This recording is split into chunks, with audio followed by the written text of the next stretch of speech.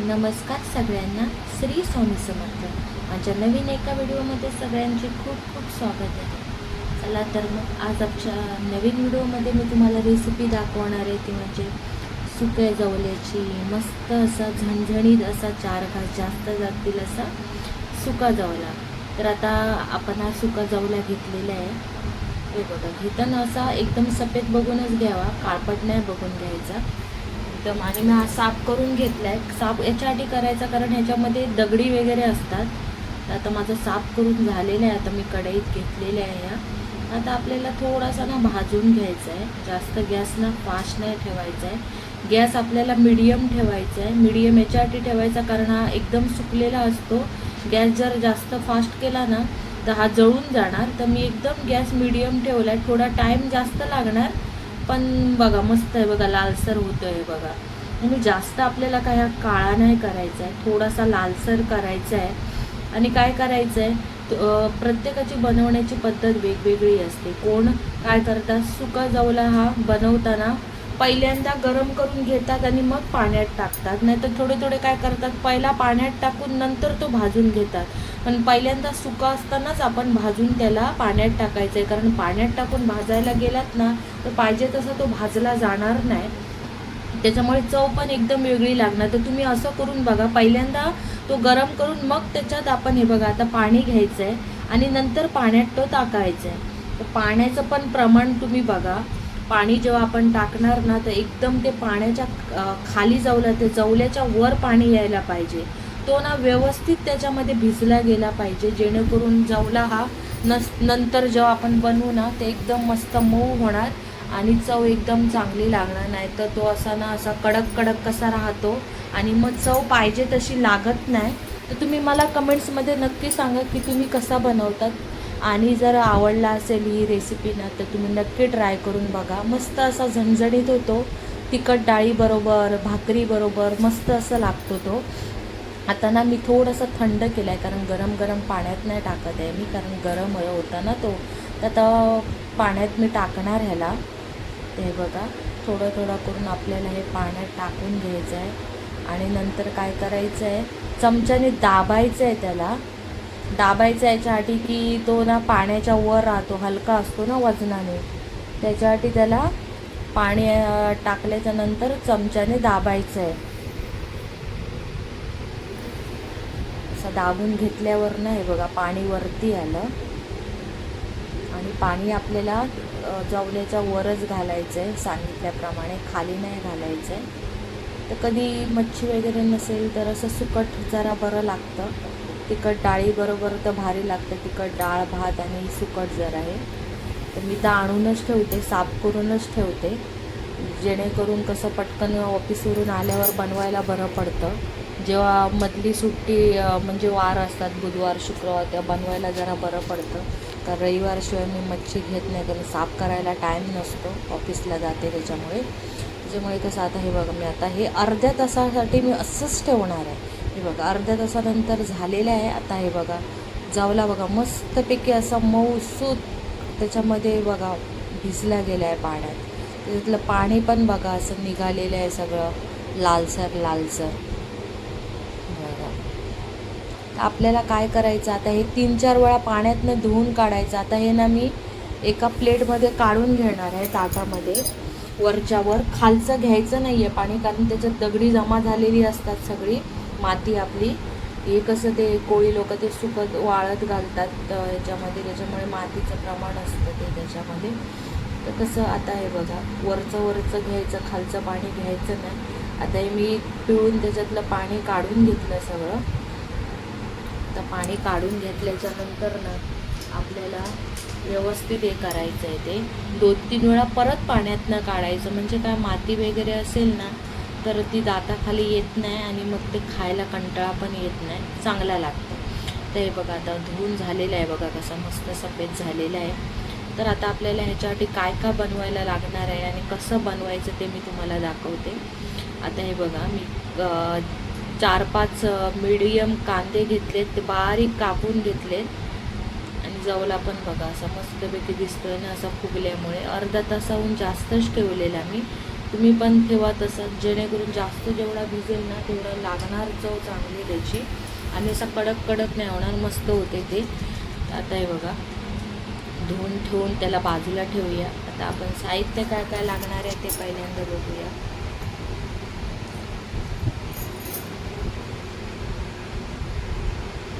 कधी वेळ आणते ना तेव्हा मी साफच करून ठेवते, कधी बनवायचं असेल पटकन तर बरं पडतं. आता हे बघ मी सांगितल्याप्रमाणे 5-6 कांदे घेतलेले आहेत मीडियम, 2 टमाटर घेतलेले आहेत आणि 2-3 मी तिखट मिरच्या घेतलेल्या आहेत टाकायला आतमध्ये. या जास्त तिखट अशा नाही आहेत. आणि आपली हे आहेत कोकमं आहेत, मी 2-3 कोकमं घेतले आहेत, त्यांचे हाताने मी 3-4 असे तुकडे केलेले आहेत.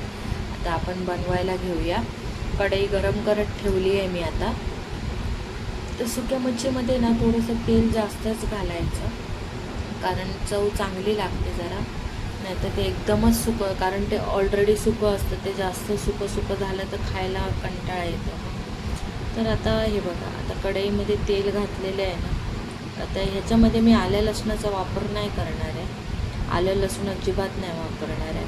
फक्त हे तुम्हाला सांगितल्याप्रमाणे कांदा, मिरची, टमाटर, कोकम आणि बाकीचे मसाले जे आहेत आपले तेच वापरणार आहे मी. तर आता हे बघा तेल मस्तपैकी गरम झालेले आहे. आता आपण ह्याच्यामध्ये कांदा टाकूया. कांदा आपल्याला ना लाल झाला ना नंतरच आपल्याला याच्यावर टमाटर घालायचे. कांदा पण थोडा मी जास्त, कोणाला कांदा जास्त लागतो तर कोणाला जवला जास्त लागतो, तर मी कांद्याचं थोडं प्रमाण जास्त घेते, कारण तो कापूरला किती दिसला ना तर शिजल्यावर एवढासा तो होतो आटून.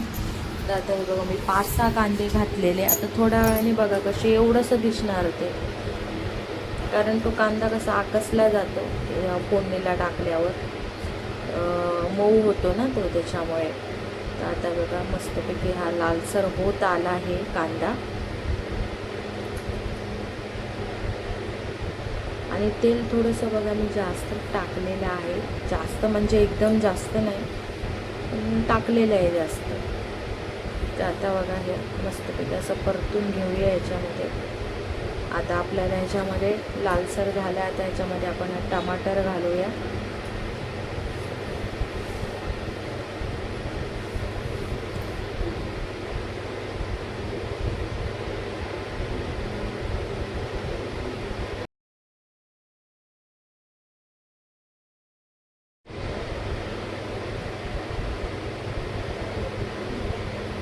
मस्तपैकी जेव्हा कांदा लालसर होतो ना त्यावेळेस आपल्याला हे बाकीचे त्याच्यामध्ये जिन्नस घालायचे.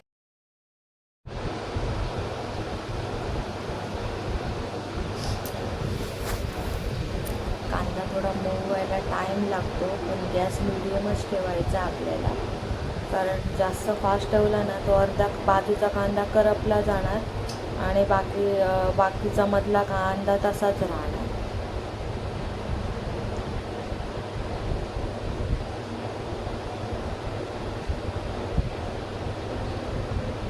तुम्हाला असं मी हे रेसिपी का टाकली आहे की किती जणांना असं जवला आवडतो, पण ते बनवण्याची व्यवस्थित पद्धत माहीत नसल्यामुळे त्यांचा पाहिजे तसा होत नाही तो रेसिपी, आणि त्याच्यामुळे ते कंटाळा करतात बनवायचा, कारण होत नसल्यामुळे व्यवस्थित. तर तुम्ही हा व्हिडिओ माझा नक्की बघा, याच्यामध्ये तुम्हाला कसं बनवायचा कंटाळा येणार नाही, आणि अशा पद्धतीने बनवल्यामुळे कसा तुमचा जवला पण सुरेख लागणार, अप्रतिम चवीला, आणि तुम्ही परत परत बनवाल असा.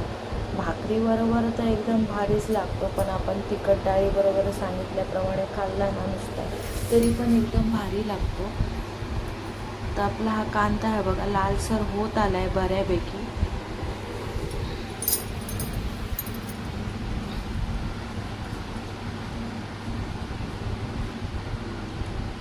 आणि कांदा लालसर झाला ना त्याच्यानंतरच आपल्याला त्याच्यामध्ये मसाले वगैरे घालून घ्यायचे, त्याच्या अगोदर नाही काय टाकायचं आहे आपल्याला त्याच्यामध्ये.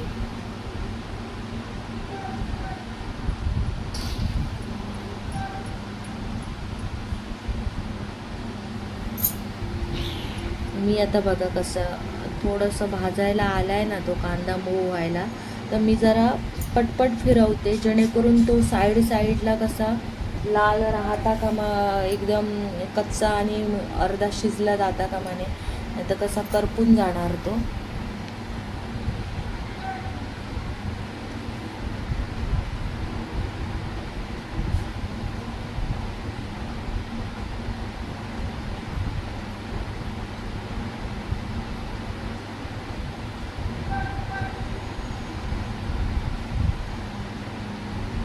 आता मस्तपैकी लाल झालेला आहे. चला तर मग आता आपण ह्याच्यामध्ये टमाटर टाकूया. टमाटर टाकल्यावर ना आपल्याला ह्याच्यावर मीठ घालून घ्यायचं आहे. मीठ याच्यासाठी टाकायचं की जेव्हा आपण टमाटरवर मीठ टाकतो ना तो लगेच मऊ होतो टमाटर. आता हे आपण परतून घेऊया एकदा, मस्तपैकी सगळं मिक्स करून घेऊया. हे आपलं मिक्स करून झालेलं आहे बघा. आणि व्यवस्थित झाल्याच्या नंतरच आपण हे मसाले वगैरे टाकायचे. मऊ झाल्याच्या नंतर घाई नाही करायची अजिबात. आता हे पण बघा मऊसूत झालेलं आहे टमाटर पण आपला, बघा ते बघू शकता. आणि गॅस पण मी मिडियमच ठेवला आहे, अजिबात फास्ट नाही ठेवला आहे. नाहीतर कसं आता हाय हीट आहे, नाहीतर जास्त फास्ट केलं ना सगळं करपून जाणार. आता मस्तपैकी आपला बघा टमाटर मऊ झाला आहे. आता आपण ह्याच्यामध्ये लाल तिखट टाकूया. काश्मीरी लाल तिखट आहे, जो मी नाश्त्याचा चमचा असतो तो अर्धा चमचा याच्यामध्ये टाकलेला आहे. त्याच्यामुळे कसा कलर पण चांगला येईल आपल्या भाजीला. आता ह्याच्यानंतर मी अर्धा चमचा हळद टाकणार आहे, छोटा अर्धा चमचा आहे. कारण आता हे प्रमाण पण कांद्याचं बघा दिसताना एवढा दिसलेला, आता बघा कसं तो शिजून एवढासाच झाला आहे.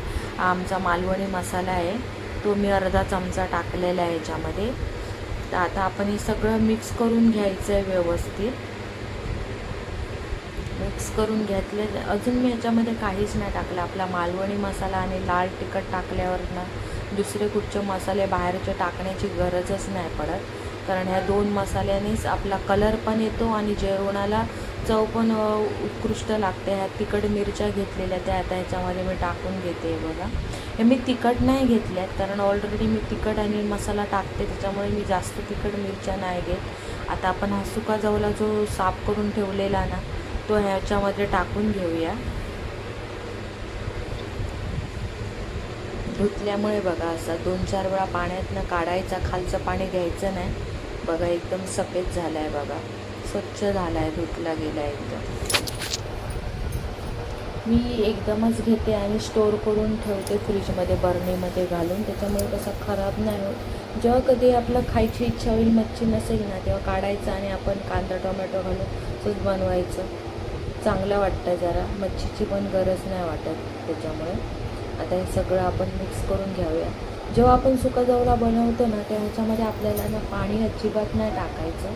पाणी न टाकता आपण हे सगळं बनवायचं आहे. कारण नाहीतर ते पाणी जास्त टाकलं ना तर खूप वेळ ते पाणी राहतं आणि चव ही वेगळी लागते पानसट तशी. तर आता हे बघा सगळं मिक्स करून झालेलं आहे. आता मी 5 ते 7 मिनटं याच्यावर झाकण मारून असाच ठेवणार आहे. आणि 5-6 मिनटं झाली ना की नंतर मी बघणार आहे एकदा उघडून. तर आता हे बघा 5-6 मिनटं झालेली आहे बघा. आता मस्त वाफ सुटली आहे आणि बघा जवला होत आला आहे आपल्या बऱ्यापैकी. थोडंसं शिजायला पाहिजे अजून असं मला वाटतं आहे, म्हणून मी परत थोडा वेळ तसंच जवळून घेणार. आणि मी याच्यात अजिबात पाणी नाही टाकलं आहे. तर आता हे परत झाकण मारून आपण 2-3 मिनटासाठी ठेवूया. तोपर्यंत कशी मी आता ही आमलेट बनवायला घेते. कारण कसं माझ्या एका मुलाला जवला आवडतो, दुसऱ्याला आवडत नाही, मग त्याच्यासाठी मी ऑमलेट बनवते. आता हे एक कांदा घेतला आहे, त्याच्यात मी ही बारीक मिरची कापून टाकली आहे. आता ही काळी मिरी पूड टाकली आहे मी, कारण त्याला मसाला वगैरे घालून नाही आवडत. मीठ टाकलं आहे थोडंसं. आता मी काय करणार आहे, 2 अंडी टाकणार आहे याच्यामध्ये. आपला जवला होतो तोपर्यंत आपण त्याचं पण सगळं करून घेऊया. आता हे बघा कोथिंबीर टाकली. आता अंडं टाकायचं याच्यामध्ये. मी काळी मिरी पूड घरीच बनवून ठेवली आहे. आपण ब्लॅक पेपर बोलतो त्याला इंग्लिशमध्ये. तर मी घरीच कधी अंड्याची पोळी असेल नाही तर चायनीज वगैरे काय बनवत असू आम्ही, तर मी सगळं घरातच बनवून टाकते त्याच्यामुळे. आता हे बघा 2 अंड्याची पोळी बनवणार आहे मी. तवा गरम करत ठेवलेला आहे. आता हे तेल टाकून घेते म्हणजे जेणेकरून पोळी करपणार नाही, म्हणून मी पहिल्यांदा थोडंसं तेल लावून घेणार आणि आता ह्याच्यावर सगळं टाकणार आणि एका बाजूने त्याचं आमलेट होईपर्यंत परत एकदा मी हे जवला झाला की नाही ते बघणार आहे. आता मी हे कांद्याचं प्रमाण जास्त घेतलं आहे कारण त्याला कांदा जास्त आवडतो. तर ते बघा कांदा घातलेला आहे आणि ना पोळी बनवताना ना त्याच्यावर ना जेव्हा आपण हे टाकतो ना गॅस स्लो ठेवायचा आणि त्याच्यावर झाकण मारून ठेवायचं, जेणेकरून आपली पोळी ना मस्तपैकी अशी फुगून येते अशी व्यवस्थित. तर तुम्ही पण नक्की ट्राय करून बघा असं.